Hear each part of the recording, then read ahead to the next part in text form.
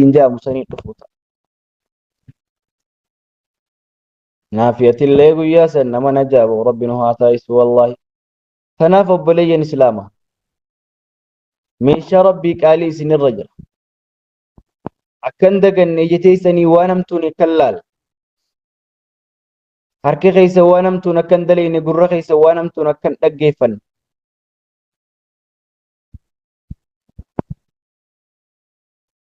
maaliif irraa gaafatamuu jiraanna jechuudha.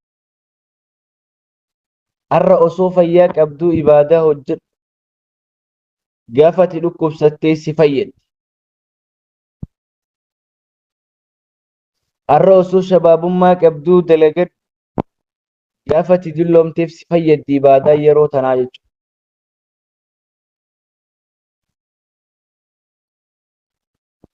Maaliif Nabiyyi Allah Muhammad alayhi salaam guyyaa caayaan takkallee hin jirre jedha.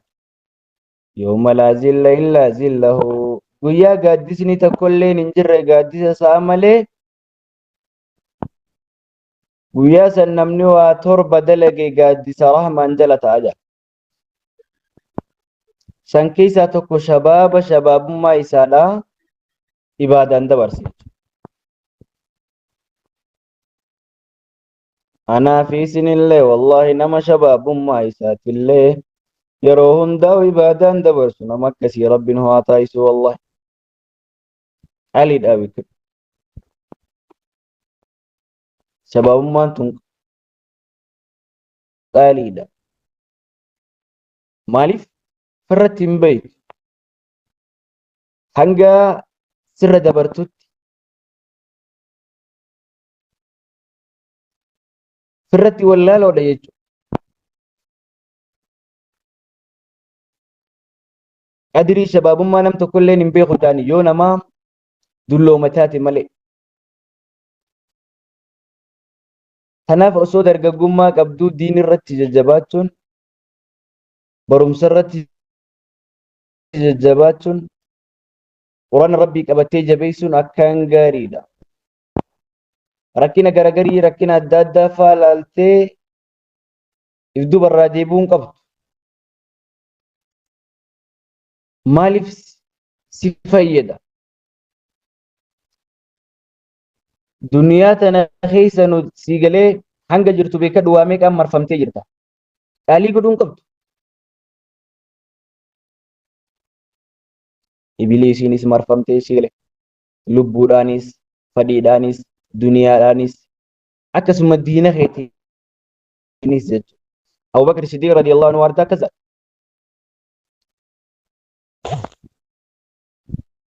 inni ibiliisa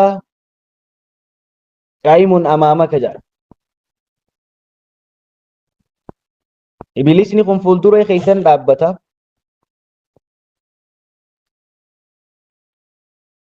Maaliif ibiliisni diinarraa diina guddaadha. Rabbi fattakhizuuhu aduwwaa. Ibiliisiin kun diina keessanii isinillee diina godhadhaa rabbiin nu keessallaa. Bar namni aaqila namaa jechuun nama diina isaatii fi shariika isaatti saddabee beekamu. Nama aaqila jechuun nama waa afran ulamaan lakkaa'amsan keessa tokko shariika keetii fi diina kee beeku. Ibiliis diina keeti jechuudha. Fuulduree kee dhaabbata jaalla. Lubbuun teetis ammaas ayyamiini ka mirga keetiin dhaabbatti jaalla. Ammaas fadhiin maalii jennaan bitaa keetiin dhaabbatti.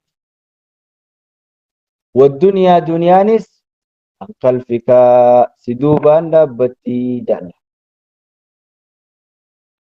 Diinni keessi mogga dhaabbata ammoo rabbiin ol tahee si gubbaa jira akkasi quba qabaadhu jaalla. Maaliif jennaan wal ibiliisu ibiliisni maali jennaan yad'uuka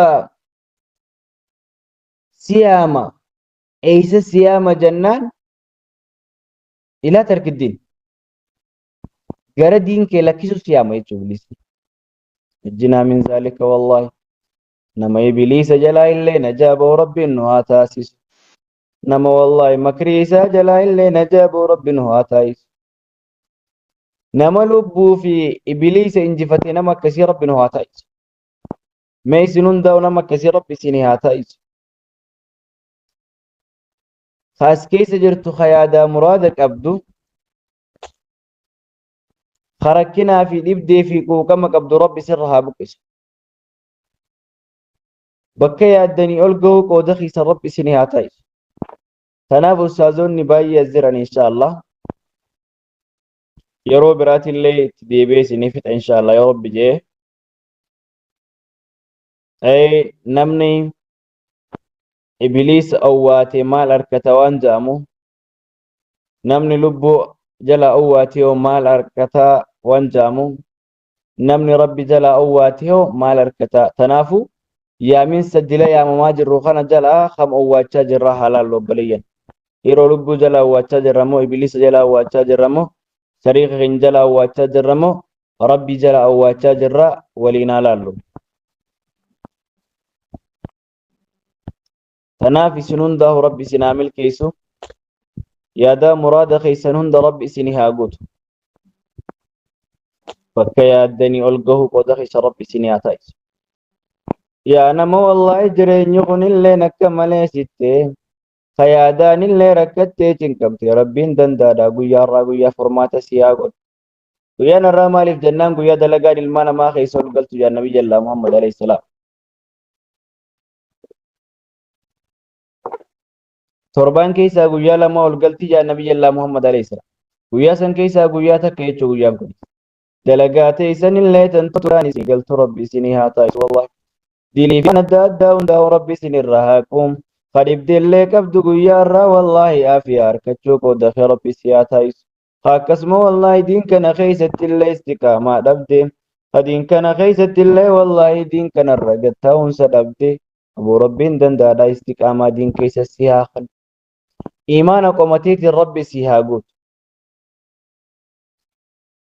خواني هندي نوسي جباتي واني هندي سيملكاو دبدي خيرو هند سلات النامل كويتي جتي يا داجر ربي سيهامل كيس سنون ده ربي يا دا مراد خيسني سنيهاجوتو بكي يدني ألقو قود خيس ربي سنيهاتايسو ربنا آتنا في الدنيا حسنة وفي الآخرة حسنة وقنا عذاب النار سبحان ربك رب العزة عما يصفون والسلام على المرسلين والحمد لله رب العالمين والسلام عليكم ورحمة الله وبركاته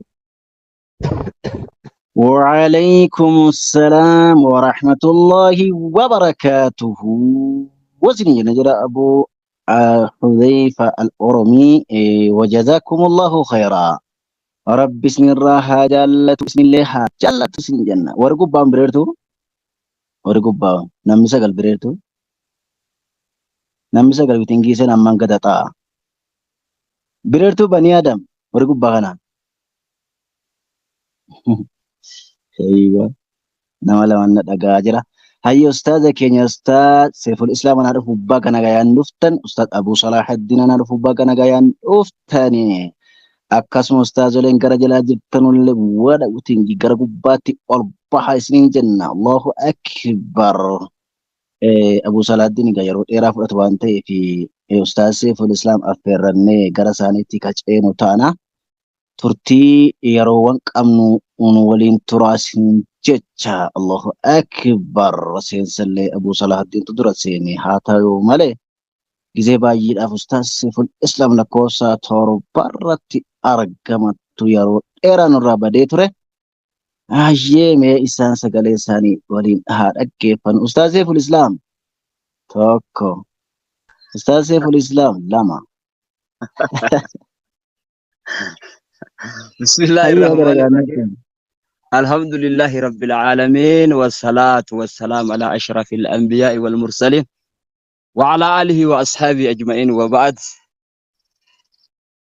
ما شاء الله وبليسك إنك علي في غاري أستاذ عبد القادر كانوا أستاذ أبو صالح أستاذا كأنك جل جيران كجوبا جيران درجوتا كأن شمروتا كأن keeysummoota akkanuma koreedhaan markaza kanaa warri akkanatti yeroo takkallee hin hifanne bakka kanatti wareegama guddaa kafaltan hundi keessan assalaamu alaykum wa rahmatullaahi wa barakaatuh. Maasha Allah, rabbiin qooda guddaa kana isinii qoodee yeroo hundaas keessatti isin argamsiise. Maali Ustaad Abdulqaadir Ustaad Abu Saaliidhaan maaliif walitti na buufta yaaboo isaantu na dura ol bayeeti. Saniif mee ani inshallah hanga yeroo na fuute isaanuma boodaan eeggadha. Akkasitti isaanuma silaa dabarsitee irra gaarii ture. أستاذ تفوفا السلام عليكم ورحمة الله وبركاته يا أبو صقلي كيف سياني وتفوفا بسرعة وما تكرك كون جرودي تفوفا Ka inshallah yeega hayyama gootanii galatoomaa waa xiqqooma dubbadhee isinirraa bu'a. Akkasitti baga rabbiin isin jiraachisee guyyaa har'aa bareedaa guyyaa toltuu namaa ol galtu kanaan isin gahe jedha. Akkasitti kaa obboleeyyan kennaa namni Qur'aanni hadiisni argitee akka roobaatii jedhan olumaa'iin akka roobaati jedhan. Roobni kun yeroo roobu waa hundatti rooba, dhagarratti ni roobaa, mukarra roobaa, waan itti argitee biyya roobu sanii waa hunda roobaa. Akkanuma shankoora fa'aatti roobaa, hargiisaa fa'aatti muka hadhaa'u adda addaatti roobaa. Shankooraaf yoo roobe mi'ama eda'aa jedhan. Shankoora yeroo itti roobu mi'ama itti eda'aa jedhan. Hargiisattis yoo roobu hadhamarratti hadhaa eda'aafi jedhan. Akkanuma warra rabbiin qalbii isaanii jiisee warra rabbiin argiteetiin toltuu isaanii fedhe akkuma shankooratti roobni yoo roobe mi'aa eda'uufitti iimaana eda'aaf, tawaadu'a eda'aaf, qajeelluma eda'aaf, barakaa eda'aaf hanga deemee hongi isaa jaannata gahutti dabalaa fi deemaa jedhan. Warra ammootuu hadhaa eda'uuf osoma khasaaraan isatti eda'amtu rabbi irraa nagaha nu haa baasu. Akkasitti honga isaa bakka argiteetiniin badiisaniin isa gaha jedhanii. Gorsa yoo taate ka rabbiin alhamdulillaahi namni lafa kanatti hedduu waliin argatu, hedduu agarteetiniin namni hin mijjahu akka gubbaa kanatti gorsi dhugumaan argamu jira. Yoo jabaate rakkoo ka tahe itti dalaguudha. Wanni akkaan kadhatamuu qabu itti dalaguudha. Rabbi itti nu haa dalaysiisu. Nu warra nama dura dhaabbatee waa himu kana tahee kadhageeffatu. Akkuma rabbiin subhaanahu wa ta'aalaa qul hal yastawi alladhiina ya'lamuuna walladhiina laa ya'lamuun. Warri waa beekaniif warri waan beeyne tokkoo miti wal qixxaahanii jedhee deebiin isaa akkuma waliin qixxaahanii taate qixaanni isaallee akkasumaan jabaadha jechuudha. Nama yatadhakkaru ulul albaab warri waa beekan nama waa takkan beeyne ka ganda keessa jiruu fi atiin gorfamtee gorsa sanitti dalaguu diddee qixaanni tokkoo miti jechuudha. Laaftutti hin fudhatina wallaalaa waa takkan dhagahinii fi anaaf ati tokko akka